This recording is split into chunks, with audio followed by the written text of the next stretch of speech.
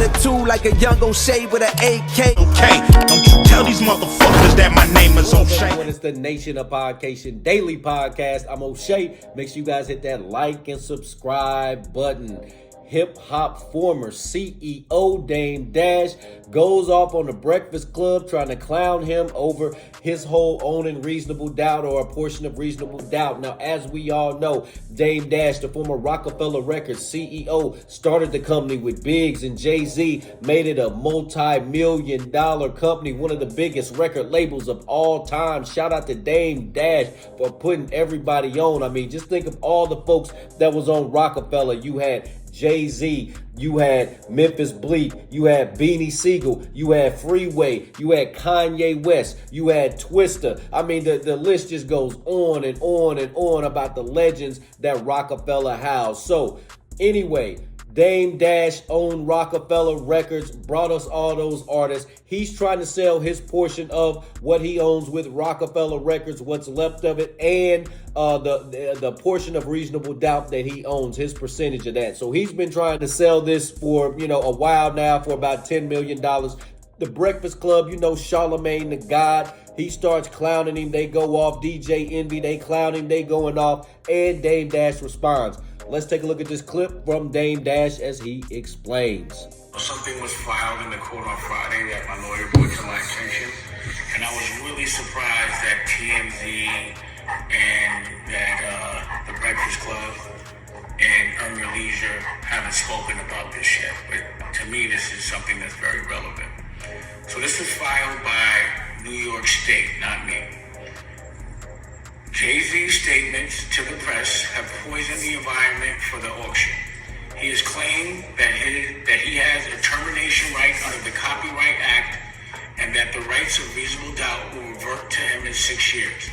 In fact, he has no such termination right, and RAF is entitled to renewal term, which is now 67 years, meaning it will own the copyrights until the year 2098, not 7 or 6 years like everyone was promoting, but till 2098, another 100 years, at least.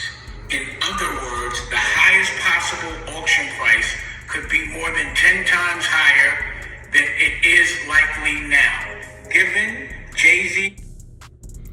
All right, so you heard Dame Dash say, hey, that they all cap. You wanna step on the man while he's down and talk bad about him while he was down. But it looks like, hey, Dame Dash is right. He said Jay-Z is not gonna get the rights back to Reasonable Doubt after 6 years. It's gonna be more like 63 years. Let's tune back in. RAF is complicit by its inaction in pushing back such false statements. So that was filed by the state, and that means that, in fact, Homeboy does not get his rights back completely in 6 years or 7 years or whatever was promoted. All right, Nation. So there we have it. Like I said, a lot of these outlets, they went clowning Dame Dash, saying he's not going to get $10 million for something that is going to revert back to Jay-Z in 6 years, even though he was offering 2 Rockefeller chains, original Rockefeller chains. And like you said, it ain't a real Rockefeller chain if you don't get it from Dame Dash. But like you said, he's going to still own Reasonable Doubt from Jay-Z even afterwards. So whomever he sells this to, they will still own that. So interesting thing here, interesting news development here in this Dame Dash Jay-Z Reasonable Doubt case here. Interesting stuff here. And like you said, I'm really curious why the Breakfast Club didn't pick that up, or TMZ didn't pick that up, especially because they were so quick to talk bad about Dame Dash, saying, and took little shots at Dame Dash just because, like I said, anybody spending $10+ million for something for 6 years, probably not going to happen. Nation, what do you think about Dame Dash's comments on Jay-Z and the Breakfast Club? Do you think they owe Dame Dash an apology? Nation, let me know in the comment section down below. Make sure you guys hit that like and subscribe button on your way out.